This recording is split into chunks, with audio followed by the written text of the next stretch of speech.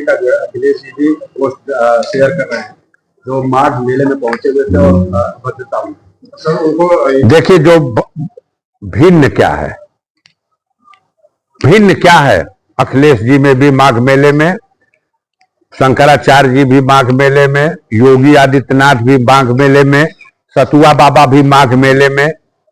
भिन्नता क्या है?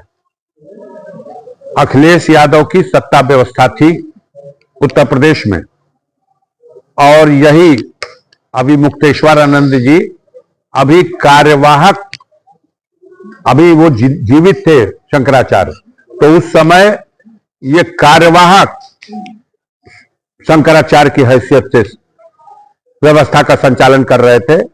बनारस में एक मुद्दे को लेकर के प्रशासनिक मिशनरी ने इनके साथ बड़ा दुर्व्यवहार किया था। छोटे छोटे बटुकों को जो पाठोट करते हैं धार्मिक ग्रंथों का, और इनके साथ जो साधु सन्यासी थे, सबको लाठी चार्ज करके वहीं महामना की मूर्ति के नीचे, वहीं काशी में इनके साथ मारपीट की गई, इनके लोगों के साथ मारपीट की गई। वो सवाल प्रेस वालों ने पूछा है।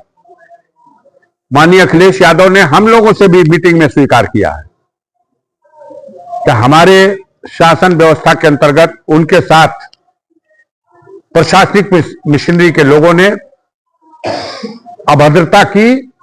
मैंने खुद उनसे मिल करके माफी मांगी, और आज खुद स्वामी अभिमुक्तेश्वरानंद जी महाराज ने यह बात कही है कि माननीय अखिलेश यादव मेरे पास हरिद्वार में आए थे जब कुंभ लगा था, तो और हमसे माफी मांगे, हमारे गुरुदेव से माफी मांगे, हमने क्षमा कर दिया, क्योंकि वो तो संत हैं, वो किसी को श्राप देंगे नहीं। लेकिन सवाल यह है कि पाप करने वाले भी आज हद हो गई, ऐसा तो हमने देखा ही नहीं। अगर हम शशिकांत भाई को पकड़ लें और कहें कि भैया शशिकांत जी तू पत्रकार हुआ, पहले बतावा कैसे सिद्ध करवा, कि वो अफजाल अंसारी के पकड़ ले कि तू सांसद हुआ, चलो सिद्ध करो, बतावा कैसे सांसद हुआ। वो प्रश्न खड़ा हो गया। लेखपाल साहब गए, नोटिस चस्पा करके आ गए कि 24 घंटे के अंदर बताइए कौन चला रहा देश को, कैसे चल रही प्रदेश की कानून व्यवस्था। ये 24 घंटे की नोटिस, अरे ये तो सुप्रीम कोर्ट भी नहीं दे सकती किसी को, उसके लिए भी पर्याप्त समय हफ्ता, 2 हफ्ता, 4 हफ्ता का होता है। बाबा जो वकील आ गए हैं उन्होंने कहा है कि सब कुछ अवैध हो रहा है और हक ही नहीं है सरकार को पूछने का शंकराचार्य होली का। हम भी यही कहते हैं, हम भी यही कहते हैं। सम्मान पत्र भी भेजा है बाबा ने। नहीं, उनका आशीर्वाद आया है मुझे। एक प्रसंग था, आप ही के जैसे पत्रकार बंधुओं के बीच में पूछ दिया था आप लोगों ने कि उन्होंने एक अभियान चला रखा है गौ को राष्ट्रमाता का दर्जा दिया जाए। मैंने इनकी इस मांग का पुरजोर समर्थन किया था, और यह बात कहीं से उड़ते पुड़ते उन तक पहुंच गई। मीडिया के लोगों ने इस बात को दिखा दिया है कहीं, तो उन्होंने बुलाया था, प्रशंसा पत्र भी दिया, मुझसे वार्ता भी की, और मैंने उनको बताया कि ये कोई ऐसी मांग ही नहीं है जिस पे किसी को भी आपत्ति हो। जब हम शेर को राष्ट्रीय एनिमल घोषित कर सकते हैं, मोर को राष्ट्रीय पक्षी घोषित कर सकते हैं, तो कहते हो सब कि गौ हमारी माता है, तो गाय को क्यों नहीं हम राष्ट्रमाता का दर्जा दे सकते। फंस गया मामला ये कि योगी जी गरम दल के नेता हैं। इन्होंने कह दिया कुछ दिन पहले, आप सारे मीडिया के लोगों ने दिखाया कि बेचना हो बेचे कोई, लेकिन हलाल लिख के न बेचे। अगर हलाल लिख के बेचेगा तो मुकदमा कायम होगा, जेल में जाएगा। ये एक मुख्यमंत्री का, उत्तर प्रदेश के मुख्यमंत्री का वक्तव्य भी है, और इसके तहत कार्रवाई भी होने लगी। ए दुकानदार, ये हलाल बोर्ड हटो। और ये बीफ की बात नहीं, वो मुर्गा मुर्गी बकरा बकरी कोनो चीज हलाल नहीं लिख सकते। और इधर देश का प्रधानमंत्री नरेंद्र मोदी ये चले गए ओमान। ओमान आप जानते हैं मिडिल ईस्ट में, अरब गणराज्य के अंतर्गत, और ओमान ने इनसे कहा कि भाई आपके यहां जब हलाल मिलेगा तो हम भी आपके ग्राहक हैं। उसने प्रोफार्मा बाकायदा बना के इनको दिया है, ये लेके आए हैं, विज्ञापन छपा है आप लोगों के टीवी और अखबारों में। और इतना ऑर्डर लेके आए हैं इस बार कि ब्राजील हार गया, वो सेकंड नंबर पे हो गया, भारत 1 नंबर पर हो गया। बीफ का इंतजाम सारे दुनिया को खाने के लिए हम करेंगे। तो एक तरफ बीफ का एक्सपोर्ट करने में हम विश्व गुरु तो बन गए, दूसरी तरफ हम हलाल का सर्टिफिकेट जैसे उन्होंने बनाया है वैसे ही बना के ठप्पा मार के देंगे कि ये हलाल किया हुआ है। हलाल का मतलब क्या है? ज़बा किया हो, हिंदू राष्ट्र बनेगा। बोलिए कितना विरोधाभास है। शंकराचार्य को अपमानित भी किया जाएगा, संविधान की धज्जी उड़ाई जाएगी। एक तरफ संविधान की भी धज्जी उड़ रही है और दूसरी तरफ सनातन धर्म को भी अपमानित किया जा रहा है। इस बीचे में नया रास्ता कौन बनाया जा रहा? मनमानी का रास्ता, तानाशाही का रास्ता, सत्ता की ताकत के अहंकार का रास्ता। जनता में बड़ा आक्रोश है, देश की जनता, प्रदेश की जनता दुखी है। चारों शंकराचार्यों के वक्तव्य आ गए, चारों ने घोर निंदा की है और अभी तक ये तानाशाही विचार रखने वाले जो अधिकारी हैं वहां, इनको माफी मांगनी चाहिए थी जाकर के। मैं विश्वास के साथ कह सकता हूं, मैं अभी मुक्तेश्वरानंद से इससे पहले भी कई बार मिल चुका हूं। मुजफ्फरनगर में जब दंगा हुआ था तब भी हम उनके पास गए थे।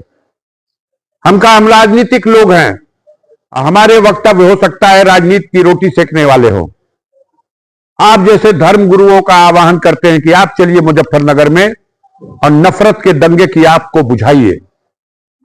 उन्होंने कहा अफजाल, इस समय हज का पर्व खत्म हुआ है, लोग आ रहे होंगे तो वहां से पवित्र जल जमजम ले आ रहे होंगे। तुम जमजम लाओ, मैं गंगा मैया का पवित्र जल, दोनों को एक परात में मिला देते हैं और ये दोनों पवित्र जल मिल जाए तो उस आग पर छिड़क जो नफरत की आग है वो आग बुझ जाएगी। तो इतना ऊंचा विचार रखने वाले उस संत महात्मा को अपमानित किया जा रहा है। अभी सर्टिफिकेट मांगा जा रहा है कि आप सिद्ध करिए कि आप शंकराचार्य हैं कि नहीं। वो आपका कर्मचारी हैं कि आप उसको कारण बताओ नोटिस दे रहे हैं 24 घंटे के अंदर हमको जवाब दीजिए। आज योगी जी ने पुलिस की तरफ से जिस तरीके से उनके साथ व्यवहार किया गया था, यार एक संत तो ऐसे हैं, आप थे इसी होटल में, हम ही लोगों के आए थे, हम भी मिलने आए थे। उसमें वो नेपाल के डांडी साधु हैं, बहुत बड़ा तांत्रिक, बहुत बड़ा संत। वो भोजन ही नहीं करते, वो सिर्फ फल खाते हैं, दूध पीते हैं। वो नेपाल के रहने वाले हैं, पशुपतनाथ मंदिर के मुख्य पुजारी हैं। यही गाजीपुर के होटल में आए थे, मुझको भी सूचना दिए, मैं उनसे मिलने गया था, हमारे साथ आप भी थे। और उनको हमने देखा है उनकी शिखा पकड़ के और कितनी दूर तक घसीटा गया है। वो नीचे से नंगे हो गए हैं, कुछ नहीं पहनते, एक गमछा इसे डाले रहते हैं लाल रंग का, एक लुंगी पहनते हैं। नंगा कर दिया गया उनको मारते मारते। हम बुलाएंगे उनको गाजीपुर में। मैंने उनको फोन किया, उनका वो हशर देख के मेरे आंखों से आंसू निकल गए। लेकिन उस वीडियो के भी एआई का वीडियो बताया जा रहा है। अच्छा, तो एआई का वीडियो भी बताया जा रहा है। तो ये बनारस में जिस दिन यहाँ सर्वोच्च न्यायालय के चीफ जस्टिस साहब उद्घाटन कर रहे थे चंदौली में, उच्च न्यायालय इलाहाबाद के चीफ जस्टिस साहब थे, वहीं माननीय मुख्यमंत्री जी कार्यक्रम में आए थे। जब इनको पता चला बनारस में मूर्तियों का तोड़फोड़ हो रहा है तो ये झपट के पहुंचे वहां स्थिति को कंट्रोल करने के लिए। लेकिन बनारस में जो अधिकारी हैं, प्रशासनिक मशीनरी के बैठे हैं, वो टोटल योगी जी वाले नहीं हैं। उन्होंने उनको गुमराह किया खट से कि साहब ये एआई जनरेटेड है, जो दिखाया जा रहा है कि अहिल्याबाई की मूर्ति और मंदिर तोड़ा जा रहा। हम लोग तो यहां दलमंडी तोड़ रहे हैं। बेशक मीडिया के माध्यम से कई हफ्ते पहले से दलमंडी टूटेगी, दलमंडी टूटेगी, लेकिन तोड़ दिया प्राचीन 2000 साल पुरानी मंदिरों को। और उस व्यक्ति ने, जिसने वो वीडियो वायरल किया था, उसने कैमरे पे आके कहा है कि यह एआई जनरेटेड यदि सिद्ध कर दिया जाएगा तो मैं सजाए मौत भोगने को तैयार हूं। क्यों नहीं सजाए मौत आ गई? योगी जी कौन साइंसदान है भैया? एआई जनरेटेड कह दिए, उनके कान में किसी अधिकारी ने गुमराह करके कहलवा दिया। आप जानते हो देश की कानून व्यवस्था यही कहती है कि जो कोई आरोप लगाता है उसी को सिद्ध करना पड़ता है। तो आपको सिद्ध करना है कि वो एआई जनरेटेड है। वो एआई जनरेटेड नहीं है। कैमरे पे एक और बड़ी हस्ती बनारस की, संकट मोचन मंदिर के महंत मिश्रा जी भी आए हैं, और मिश्रा जी ने भी कहा है कि लोग समझते हैं कि इस तांडव से बनारसी डर जाएगा। तो बनारस में ऐसे लोग भी हैं जो गलत को गलत और सही को सही कहने के लिए खड़े हैं। तो ये तो बात कहने के लिए आप कल तक तो कोई मानने को तैयार नहीं था कि बाकी शंकराचार्य लोग क्या कह रहे हैं, लेकिन चारों शंकराचार्यों ने तो अपनी बात कह दी। अब तो सबको पता होना चाहिए। सर 27